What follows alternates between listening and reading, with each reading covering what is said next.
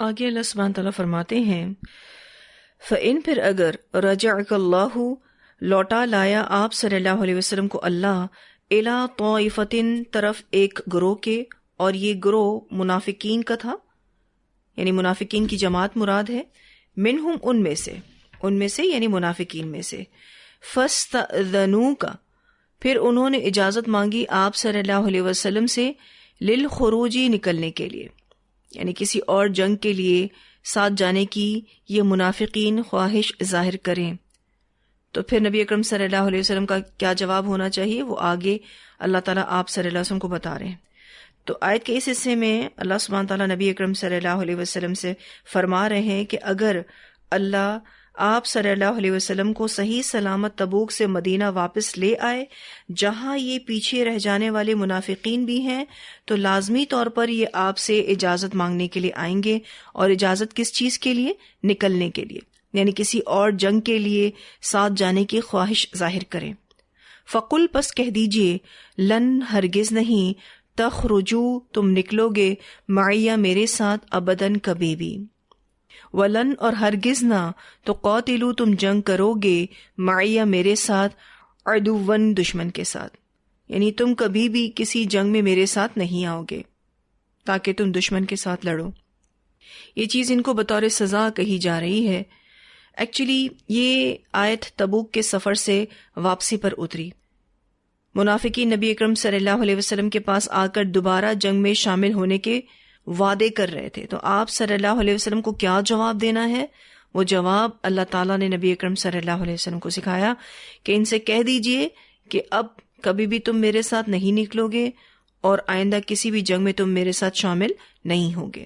جنگ تبوک تنگی کا سفر تھا، حالات تنگ تھے۔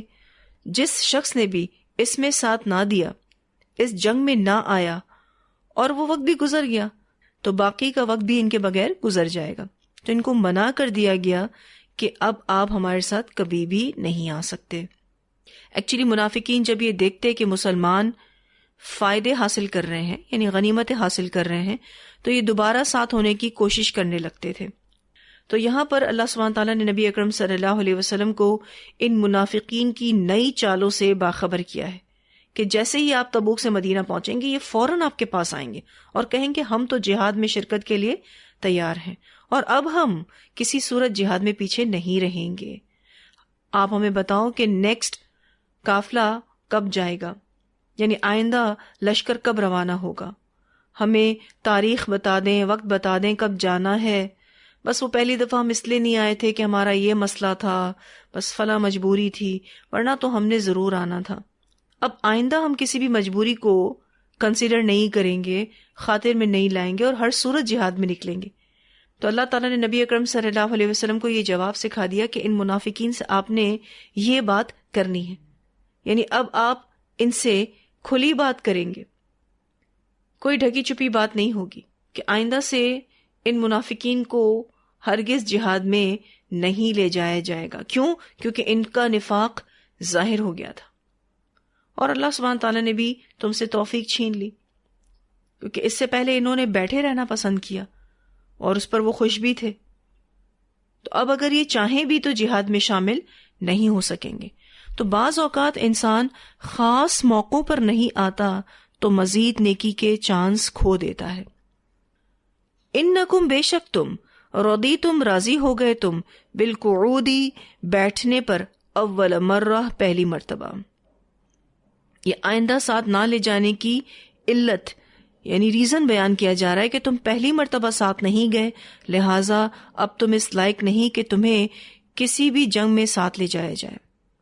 فَقْعُدُوا پس بیٹھے رہو اب بھی، مع الخالفین پیچھے رہنے والوں کے ساتھ۔ اب تم یہی ڈیزرو کرتے ہو کہ تم عورتوں، بچوں اور بوڑھوں کے ساتھ ہی بیٹھے رہو، جنگ میں نہ آؤ۔ آپ صلی اللہ علیہ وسلم کو یہ ہدایت دی گئی تاکہ ان منافقین کے غم اور حسرت میں اضافہ ہو۔ دراصل اب وہ ان باتوں سے انسلٹ فیل کر رہے تھے، اور ان کو ٹینشن ہو رہی تھی، اور ان کو باقاعدہ غم بھی محسوس ہو رہا تھا۔ یہ ان کا غم کوئی اچھی فیلنگز کے ساتھ نہیں تھا کہ دیکھو ہم جہاد میں نہیں جا سکے اور ہم نے مس کر دیا، نہیں، بس ان کو یہ تھا کہ غنیمتیں ہمیں نہیں ملی۔ اب نیکسٹ ٹائم جب جہاد ہوگا تو ہم چلے جائیں گے، یا پھر کوئی ایسی جسٹیفیکیشن ہم نبی اکرم صلی اللہ علیہ وسلم کو دیں، کوئی ایسا بہانہ ہم کریں کہ ان غنیمتوں میں بھی ہمیں حصہ مل جائے.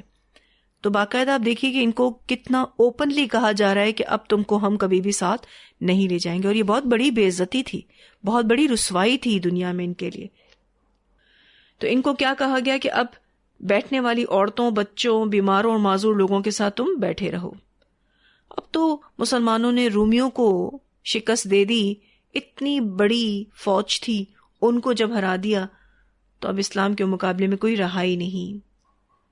سب دشمنوں کی اللہ تعالیٰ نے ان مسلمانوں کے ذریعے کمر توڑوا دی. اور تم اپنا حال دیکھو، تمہارا حال کیا ہے؟ تم گھر میں بیٹھے رہے اور گھر میں کھاتے پیتے رہے، اور تم نے اسلام کو فائدہ پہنچانے میں کوئی کردار ادا نہیں کیا. تو باقی کی زندگی بھی بیٹھ کر جیو، تمہارے حساب کا وقت قریب آ رہا ہے. تو دین کے کام میں ضرورت کے وقت کوئی کمٹمنٹ پورا نہ کرے تو اس کا اعتماد ختم ہو جاتا ہے. جب نازک مرحلے ہوں تو انسان کو خود کو بچانے کی فکر نہیں کرنی چاہیے، خود کے آرام کا خیال نہیں رکھنا چاہیے، بلکہ ایکسٹرا کوشش کرنی چاہیے. ویسے بھی آپ دیکھیے، ہمیں ہمارے دوست کی پہچان کب ہوتی ہے؟ جب وہ مشکل میں کام آئے. بالفرض ایک دوست آپ سے دوستی کا دعویٰ کرے، محبت کا دعویٰ کرے، لیکن جب آپ پر مشکل آئے اسی وقت ہی نہ آئے، اور پھر بعد میں آ کر کہے کہ اب آؤں گا، تو آپ کے دل میں اس کے لیے کیا بات ہوتی ہے کہ وقت پر تو تم آئے نہیں، اب تو تمہاری ضرورت ہی نہیں رہی. تو چونکہ یہ اسلام کے دشمن تھے، اسی لیے ان کو اب علل اعلان کہہ دیا گیا کہ آئندہ تمہیں کسی بھی جہاد میں نہیں لے جایا جائے گا. پھر نبی اکرم صلی اللہ علیہ وسلم کو ایک اور انسٹرکشنز بھی دی گئیں، وَلَا تُصَلِّ، اور نہ آپ صلی اللہ علیہ وسلم نماز پڑھیں، یعنی نماز جنازہ پڑھیں، عَلَىٰ أَحَدٍ، کسی ایک پر، منہم، ان میں سے یعنی ان منافقین میں سے، ماتا، جو مر جائے، ابداً، کبھی بھی، ولا، اور نہ، تقم، آپ صلی اللہ علیہ وسلم کھڑے ہوں، علی قبرہ، اس کی قبر پر، یعنی دفن کے بعد دعا کے لیے اس کی قبر پر کھڑے بھی نہ ہوں. کیوں نہ کھڑے ہوں؟ انہم، بے شک انہوں نے، کفر و کفر کیا، باللہ، اللہ کے ساتھ، ورسولہ، اور اس کے رسول صلی اللہ علیہ وسلم کے ساتھ، وماتوا، اور وہ مر گئے، وہم، حالانکہ وہ، فاسقون، نافرمان تھے. یعنی جب وہ مرے تو ان کا حال کیا تھا کہ وہ نافرمان تھے.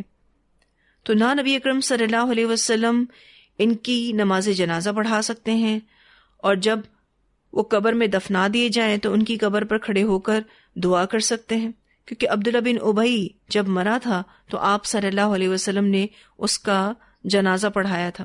ہم نے پڑھا تھا آیت نمبر 80 میں کہ آپ صلی اللہ علیہ وسلم کو اختیار دیا گیا تھا کہ آپ ان کے لیے استغفار کریں یا نہ کریں، اللہ ان کو ہرگز معاف نہیں کرے گا. پھر جب آپ صلی اللہ علیہ وسلم نے عبداللہ بن ابی کی نماز جنازہ پڑھائی تو اس وقت پھر یہ آیت نازل ہوئی کہ اب آئندہ آپ ان منافقین میں سے کسی کی بھی نماز جنازہ نہیں پڑھائیں گے اور نہ ان کی قبر پر کھڑے ہو کر دعائے مغفرت کریں گے. ایک طرح سے وغلظ علیہم، یعنی ان پر سختی کرنے کا یہ عملی حصہ تھا. ہم نے پیچھے پڑھا تھا نا کہ ان منافقین کے ساتھ اب سختی برتنی ہے، تو یہ بھی اس کا عملی حصہ تھا. تو کافر اور فاسق کی نماز جنازہ میں شریک نہیں ہونا چاہیے. اگر کوئی شخص کفر اور فسق میں مبتلا ہے تو مرنے کے بعد اس کو کسی کی دعا فائدہ نہ دے گی.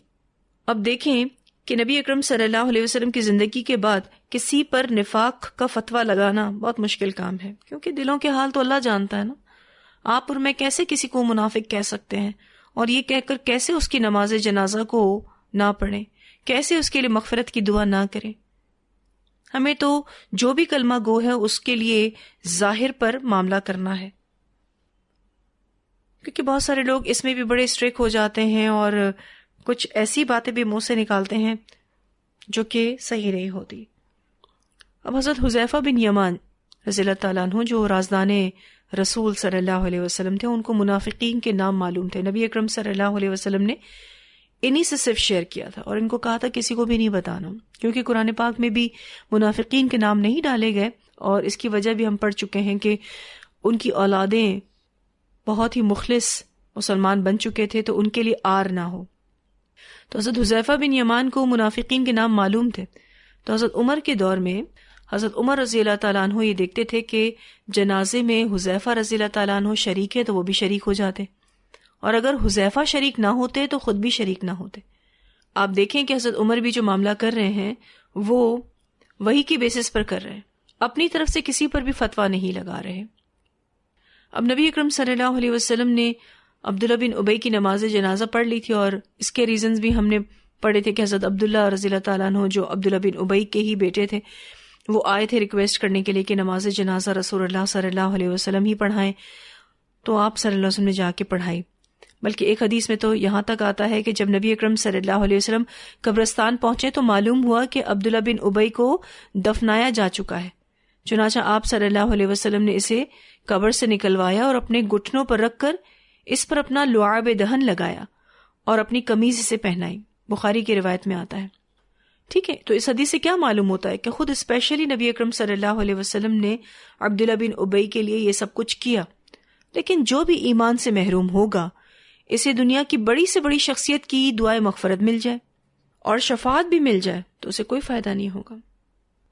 ان سب چیزوں کو جب ہم قرآن میں دیکھتے ہیں نا تو ہماری آنکھیں کھلتی ہیں، کیونکہ آج اس دنیا میں بہت سارے لوگ اپنے پیروں کے پیچھے لگے ہوئے ہیں کہ وہ ہمارے لیے بخشش کی دعا کر دیں تو ہم جنت میں چلے جائیں گے. تو جنت میں جانا کوئی اتنا آسان کام نہیں ہے.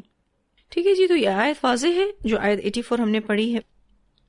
اللہ سبحانہ تعالیٰ نے اپنے رسول صلی اللہ علیہ وسلم کو یہ حکم دے دیا اس آیت میں کہ آپ منافقوں سے برات کا اظہار کر دیں، اور اگر ان میں سے کوئی بھی مر جاتا ہے تو آپ ان کا جنازہ نہیں پڑھیں گے اور نہ ہی اس کی قبر پر کھڑے ہو کر اس کے لیے بخشش طلب کریں گے اور نہ دعا کریں گے، کیونکہ اللہ تعالیٰ اور اس کے رسول کے ساتھ کفر کرنے پر ان کا خاتمہ ہوا ہے، تو بس پھر اب یہ اس کے مستحق نہیں ہے.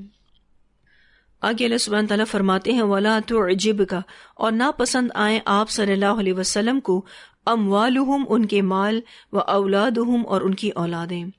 انما، بے شک، یرید اللہ، اللہ چاہتا ہے، ان یعذبہم، یہ کہ عذاب دے ان کو، بہا، ساتھ ان چیزوں کے، یعنی مال اور اولاد کے ساتھ، فی الدنیا، دنیا میں، وتزہق، اور نکلیں، انفسہم، ان کی جانیں، وہم، اس حال میں کہ وہ کافرون، کافر ہوں.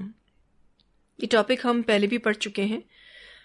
اللہ سبحانہ تعالیٰ نے نبی اکرم صلی اللہ علیہ وسلم سے یہاں یہ فرمایا ہے کہ جو بھی مال اللہ تعالیٰ نے منافقین کو عطا کیا ہوا ہے اور جو بھی ان کے پاس اولاد ہے، کثرت اولاد ان کے پاس تھی، اس کی وجہ سے ان کے گھر آباد تھے، پر رونق تھے، اور یہ ان نعمتوں کی وجہ سے بہت زیادہ اتراتے بھی تھے. تو رسول اللہ صلی اللہ علیہ وسلم سے اللہ سبحانہ تعالیٰ فرماتے ہیں کہ آپ اس پر ہرگز تعجب نہ کریں.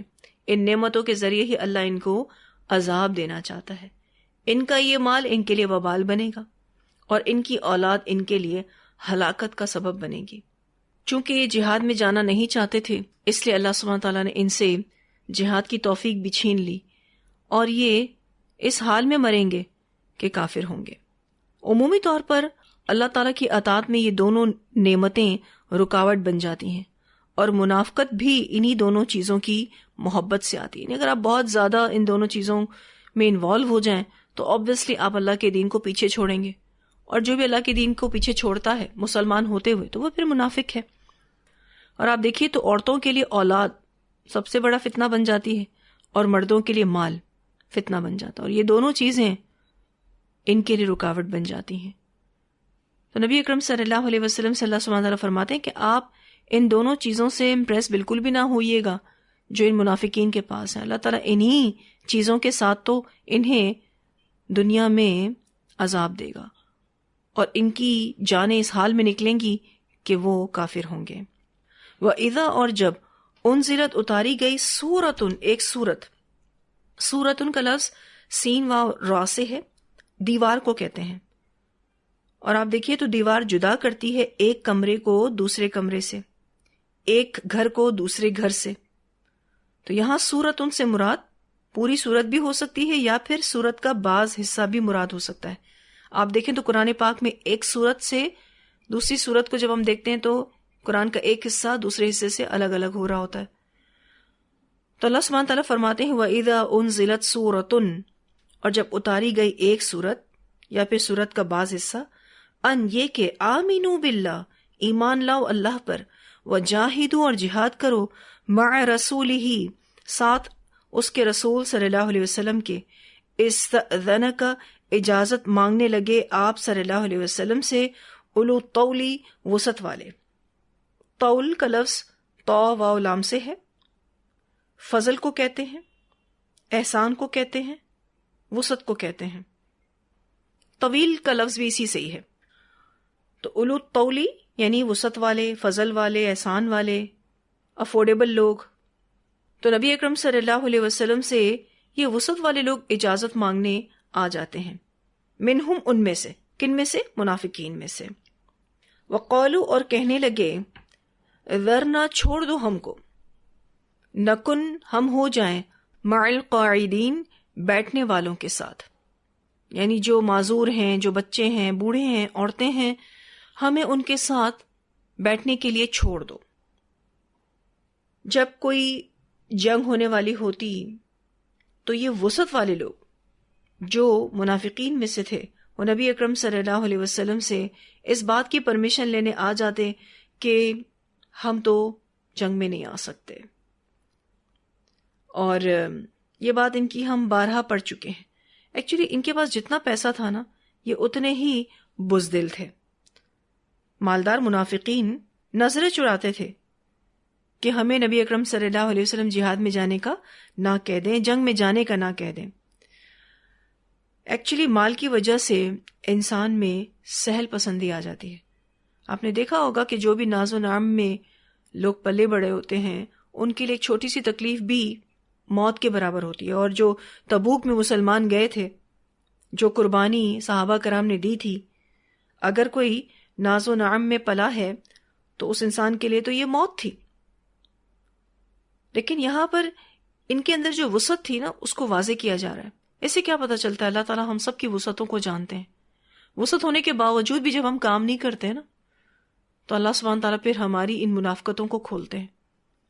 حالانکہ وسعت ہو تو زیادہ آگے بڑھنا چاہیے، لیکن اللہ سبحانہ تعالیٰ فرماتے ہیں کہ جیسے ہی کوئی حکم نازل ہوتا ہے کہ جنگ کرنی ہے، دیکھو جہاد کرنا ہے نبی اکرم صلی اللہ علیہ وسلم کے ساتھ، تو یہ وسعت والے لوگ بزدلی دکھاتے، اور جب امن ہوتا تو یہی لوگ زیادہ باتیں کرتے تھے کہ ہم تو بہت جہاد میں جانا چاہتے ہیں اور ہمیں تو بہت شوق ہے جہاد میں جانے کا، ہم تو یہ کام بھی کر سکتے ہیں، ہم تو وہ کام بھی کر سکتے ہیں۔ لیکن جب کام کرنے کی بات آئی تو وہ پیچھے ہو گئے۔ ردو، وہ راضی ہو گئے، بِأَن، اس پر یہ کہ یکونو، وہ ہوں، مع الخوالفی، ساتھ پیچھے رہنے والی عورتوں کے۔ یہاں پر الخوالفی کا جو لفظ ہے، خالفتن اس کی واحد ہے، ان عورتوں کو کہتے ہیں جو سفر میں پیچھے رہ جاتی ہیں۔ تو وہ اس بات پر راضی ہو گئے کہ پیچھے رہنے والی عورتوں کے ساتھ ہو جائیں۔ وَطُبِعَ، اور مہر لگا دی گئی، عَلَىٰ قُلُوبِهِمْ، ان کے دلوں پر، فَهُمْ لَا يَفْقَهُونَ، پس وہ سمجھتے نہیں ہیں۔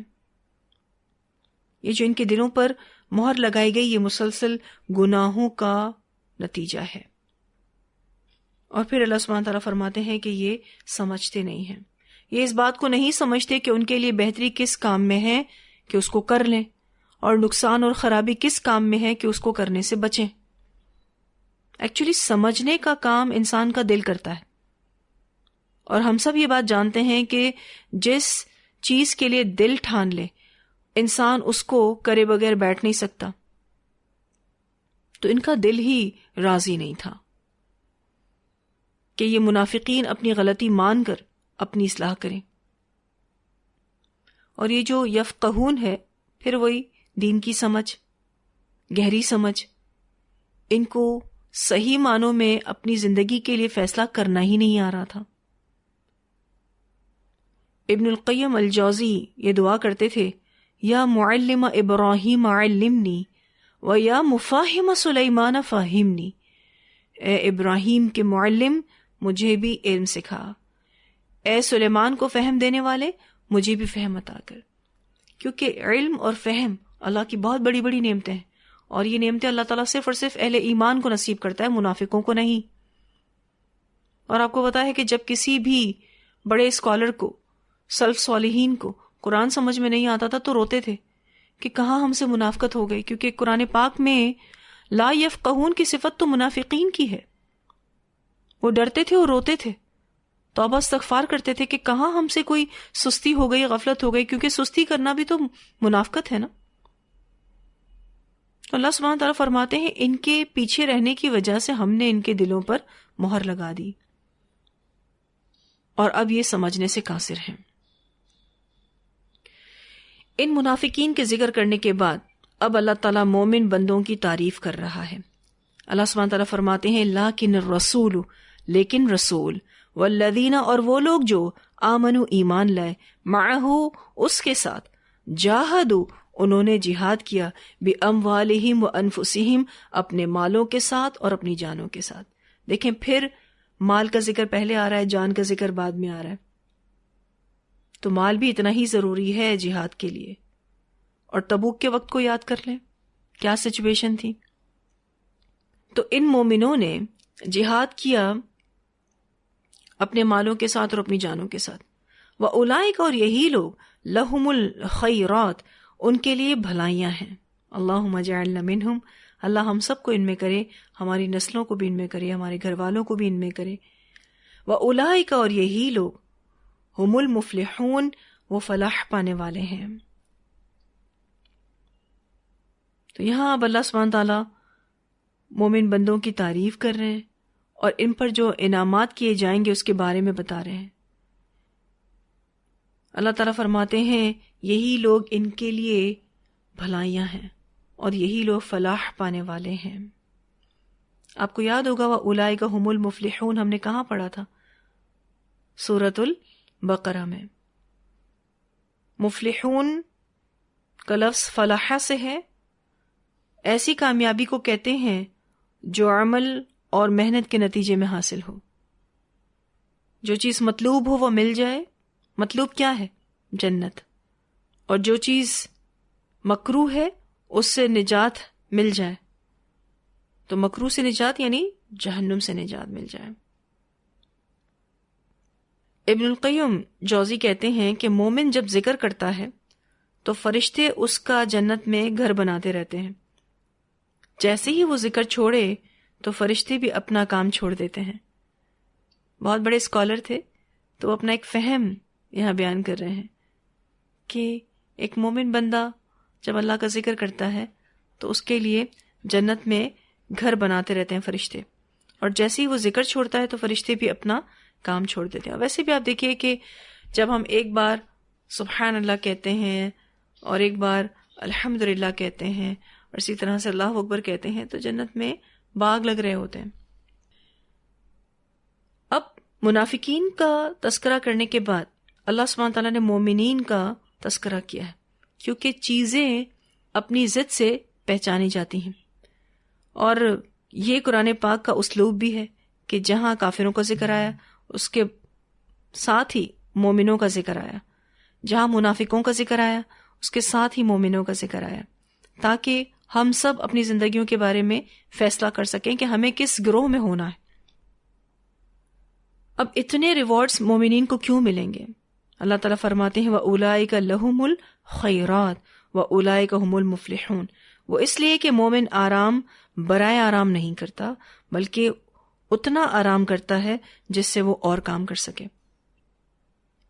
آپ نے دیکھا ہوگا کچھ لوگ سوتے ہیں تو سوتے ہی رہتے ہیں اور ان کی نیندیں پوری ہوتی ہی نہیں ہیں. تو مومن ایسا نہیں ہوتا. مومن اتنا ہی آرام کرتا ہے جس سے وہ کام کر سکے، کیونکہ آرام کرنے کی بھی ایک لمٹ ہوتی ہے نا. یہ بات میں یہاں کیوں کہہ رہی ہوں؟ کیونکہ منافقین آرام پسند تھے اور مومنین اپنے آپ کو اللہ کے راستے میں تھکاتے تھے لیکن پھر آرام کرتے تھے. آرام بھی اتنا ہی کرتے تھے جس سے وہ مزید کام کر سکیں، ان کی صحت مینٹین رہے. بس کھانا اور سونا اس کو ہم خود سے کنٹرول کر سکتے ہیں، یعنی ہم سب اپنے کھانے کے حوالے سے بھی خود کو قابو میں لا سکتے ہیں اور اپنے سونے کے حوالے سے بھی خود کو قابو میں لا سکتے ہیں. پھر اللہ سبحانہ تعالیٰ فرماتے ہیں اعد اللہ، تیار کیا اللہ نے، لہم ان کے لیے، کن کے لیے؟ ان مومنوں کے لیے. جنات، ان باغات کو تجری بہتی ہیں، من تحتها الانہار، ان کے نیچے سے نہریں، خالدین فیہا، ہمیشہ رہنے والے ہیں ان میں. ذالک الفوز العظیم، یہی ہے کامیابی بڑی. یہ جنت، خوبصورت جنت ملے گی مومنوں کو. اللہ سبحانہ تعالیٰ نے اسپیشلی ان کے لیے تیار کی ہے. اللہم اجعلنا منہم. اللہ ہم سب کو جنت الفردوس میں اپنے پاس والا گھر عطا کرے. تو یہ جنت آرام پسند، سست اور مفت خوروں کے لیے نہیں ہے. جنت تو کام کرنے والوں کے لیے ہے، جو اللہ کے راستے میں اپنے آپ کو تھکاتے ہیں، جو اپنی دنیاوی ذمہ داریوں کو بھی احسن طریقے سے ادا کرتے ہیں، ہر اعتبار سے خود کو پرفیکشن پر لانے کی کوشش کرتے ہیں. اللہ ان سے راضی ہوتا ہے اور پھر اللہ تعالیٰ ان کو ایسی جنتوں کی بشارتیں دیتا ہے کہ جس کے نیچے نہریں بہتی ہیں، اور خالدین فیہا، ہمیشہ رہنے والے اس میں. یہی سب سے بڑی کامیابی ہے. اتنی آیات کی تلاوت سنتے ہیں، پھر انشاءاللہ ہم آگے پڑھیں گے. فَإِن رَّجَعَكَ اللَّهُ إِلَىٰ طَائِفَةٍ مِّنْهُمْ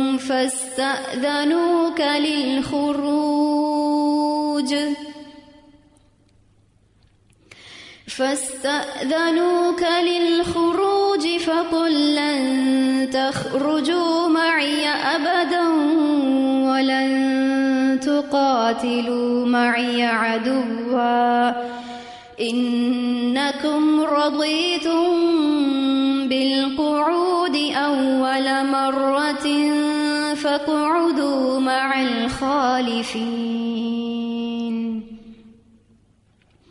ولا تصل على أحد منهم مات أبدا ولا تقم على قبره إنهم كفروا بالله ورسوله وماتوا وهم فاسقون ولا تعجبك أموالهم وأولادهم إنما يريد الله أن يعذبهم بها في الدنيا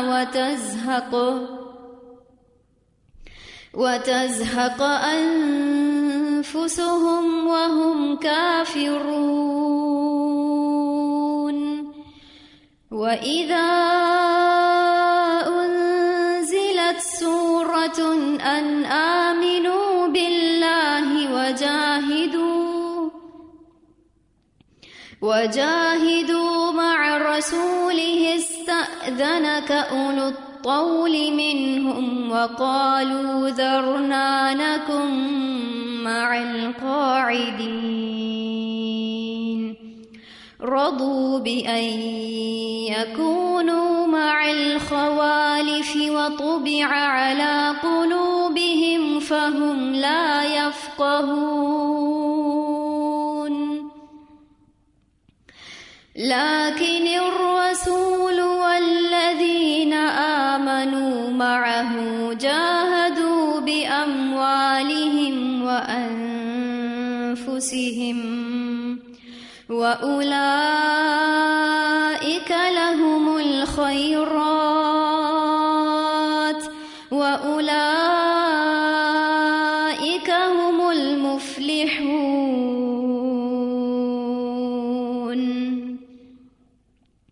أَعَدَّ اللَّهُ لَهُمْ جَنَّاتٍ تَجْرِي مِن تَحْتِهَا الْأَنْهَارُ خالدین فیہا ذالک الفوز العظیم. یہاں جو آخری دو آیات میں مومنین کا کردار بیان ہوا ہے، ہم سب کو یہ بتانے کے لیے کہ مومن ایسے ہوتے ہیں. اور آپ یاد رکھیے گا یہ بات کہ اس دنیا میں سنبھل کر چلنے کے لیے کچھ چیزوں کی ضرورت ہے. سب سے پہلے دعا، ہم اللہ تعالیٰ سے دعا کرنے والے ہوں. پھر محنت اور کوشش کریں. تیسری چیز صدقہ کریں، جو بھی اللہ تعالیٰ نے وسعت دے رکھی ہے. کیونکہ صدقات ہمیں بچاتے ہیں برائیوں سے، بلاؤں سے، تکلیفوں سے، اور آخری اور اہم چیز اللہ سے بہترین تعلق۔ تو اگر ہم چاہتے ہیں کہ اس دنیا میں سنبھل کر چلیں تو ہمیں اللہ تعالیٰ سے بہت زیادہ دعائیں کرنی ہوں گی، ہمیں محنت اور کوشش بھی کرنی ہوگی۔ اسی طرح سے ہاتھ پر ہاتھ رکھ کر بیٹھنے سے کچھ نہیں ہوگا، پھر اللہ کے راستے میں خرچ کریں، اللہ سے بہترین تعلق بنائیں عبادات کے ذریعے۔ ہم سب کا امتحان یہ ہے کہ اللہ مختلف نیکیوں کے مواقع دیتا ہے۔ اگر ہم سستی کے مارے اس کو چھوڑ دیتے ہیں تو اللہ تعالیٰ پھر ہم سے اس کی توفیق چھین لیتا ہے۔ اس لیے ضروری ہے کہ ہم سب اپنے ایمان کی فکر کریں اور اللہ تعالیٰ اس ایمان کو تر و تازہ رکھے، اس کی دعا بھی کریں۔ یہاں آپ دیکھیے کہ اتنے بہترین اجر و ثواب مومنین کو جو ملیں گے اس کا ذکر ہے۔ ایک تو ان کے ایمان کی وجہ سے، اور دوسرا ان کا جہاد کرنا، اور جہاد بھی دونوں چیزوں کے ساتھ کرنا جو کہ بہت اہم ہے، اپنے مال کے ساتھ اور اپنی جانوں کے ساتھ۔ یہ دونوں طرح کے جہاد جو ہیں یہ امپورٹنٹ ہے۔ کچھ لوگ ہوتے ہیں اپنا مال خرچ کر لیتے ہیں تو سوچتے ہیں کہ اب ہمیں جان لگانے کی کوئی ضرورت نہیں ہے، اور کچھ لوگ جان سے خرچ کر لیتے ہیں تو کہتے ہیں مال لگانے کی کوئی ضرورت نہیں ہے۔ تو نہیں، مومن ایسا ہوتا ہے کہ وہ جان اور مال دونوں سے اللہ کے راستے میں خرچ کرنے والا ہوتا ہے، ان دونوں چیزوں کے ساتھ جہاد کرنے والا ہوتا ہے۔ اگر آپ کے پاس مال زیادہ ہے تو آپ زیادہ مال لگائیے، صحت کم ہے، جان کم خرچ کر سکتے ہیں تو ٹھیک ہے، تھوڑی جان بھی لگائیے، اور جو لوگ مال کم پاتے ہیں تو وہ جان سے زیادہ کریں، لیکن پھر بھی تھوڑا بہت مال بھی اللہ کے راستے میں خرچ کریں، کیونکہ ان دونوں چیزوں کو اللہ کے راستے میں لگانے سے ہی برکتیں نصیب ہوتی ہیں۔ اور پھر اللہ سبحانہ تعالیٰ کا یہ کہنا ذالک الفوز العظیم، یہی بڑی کامیابی ہے، اس سے بڑی کوئی کامیابی ہو ہی نہیں سکتی۔ اللہ سبحانہ تعالیٰ ہم سب کو اپنی ان بہترین جنتوں میں داخل کرے۔ ایک اور تلاوت سنتے ہیں۔ فَإِن رَّجَعَكَ اللَّهُ إِلَىٰ طَائِفَةٍ مِّنْهُمْ فَاسْتَأْذَنُوكَ لِلْخُرُوجِ فَقُل لَّن تَخْرُجُوا مَعِيَ أَبَدًا وَلَن تُقَاتِلُوا مَعِيَ عَدُوًّا إنكم رضيتم بالقعود أول مرة فاقعدوا مع الخالفين ولا تصل على أحد منهم مات أبدا ولا تقم على قبره إنهم كفروا بالله ورسوله وماتوا وهم فاسقون ولا تعجبك أموالهم وأولادهم إنما يريد الله أن يعذبهم بها في الدنيا وتزهق أنفسهم وهم كافرون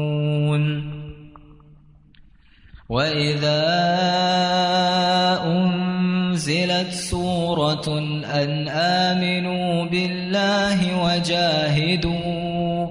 وجاهدوا مع رسوله استأذنك أولو الطول منهم وقالوا ذرنا نكن مع القاعدين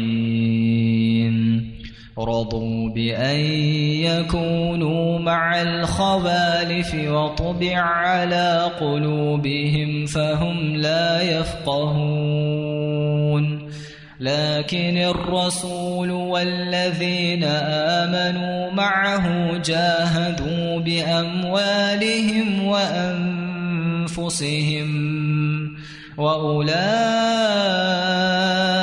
لهم الخيرات وأولئك هم المفلحون أعد الله لهم جنات تجري من تحتها الأنهار خالدين فيها ذلك الفوز العظيم